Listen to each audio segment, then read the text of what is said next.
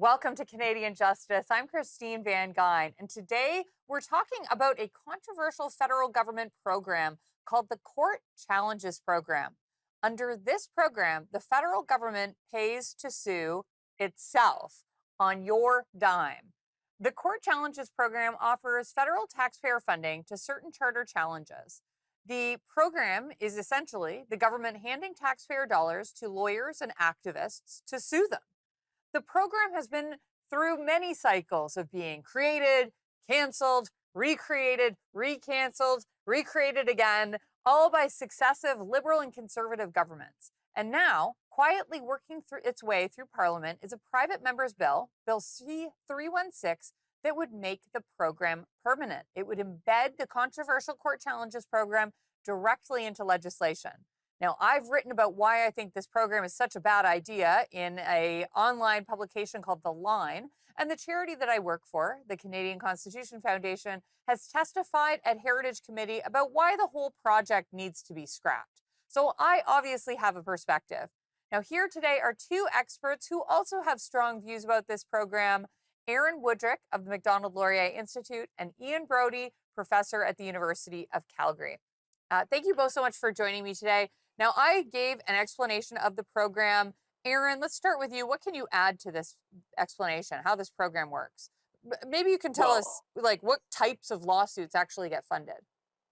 Yeah, I think a lot of people, they think the idea of standing up for rights sounds really good, but the reality is this program is very limited in the types of rights that can be litigated. Also, the fact that you mentioned that it's had a very checkered history in terms of being canceled and brought back to life suggests it's a bit of a political football. And indeed, and I know this because of Ian's fine submission to committee, the very birth of the program itself it was based on politics. It was Pierre Trudeau's sort of workaround because he didn't want to attack the Quebec government directly. So he created this program in order to bankroll other groups to do it, which in a way may be clever, but I think points out that this is not really about rights. This is about a political dodge, and governments trying to outsource dealing with thorny issues that they're not willing to deal with themselves.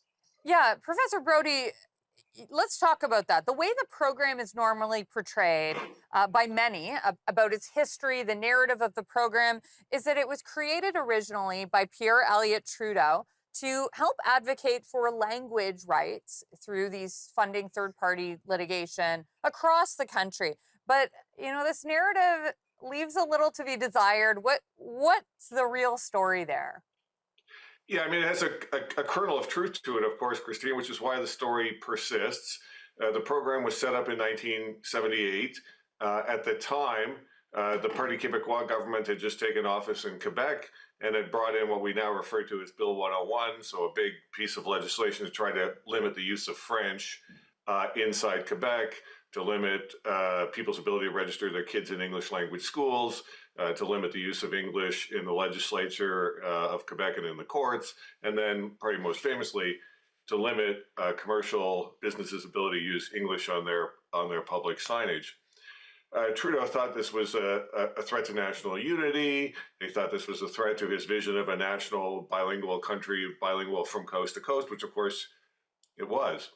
And some parts of it were probably unconstitutional at the time. And the PQ probably knew this at the time when they introduced the legislation. They were, in a certain sense, hoping for a confrontation with the federal government. And Trudeau refused to, he thought about suing, the federal government suing the Quebec government to have the legislation overturned in the courts. He thought about using the old disallowance power to have the legislation disallowed. We know this, all of the cabinet documents have been released now because this is so long ago. And he decided that was too risky. His cabinet was anxious about taking the bait from the PQ by launching a court case directly. So instead, as Aaron says, they came up with this idea: we'll pay other people. So we'll use federal money to encourage the creation of English language rights groups in Quebec.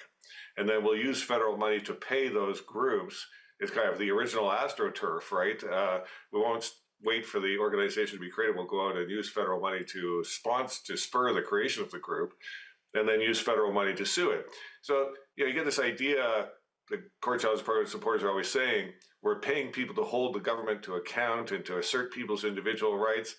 Well, let's be clear here. You're using government money in a government-approved way to pursue rights or to pursue claims in court that the government wants to be pursued in court. That's a different thing than that's not what the quite, CCF does, for example. that's not quite the way we would typically understand government accountability. We've got to go to commercial break now, but when we come back, I want to talk about the types of cases that the Court Challenges program takes now.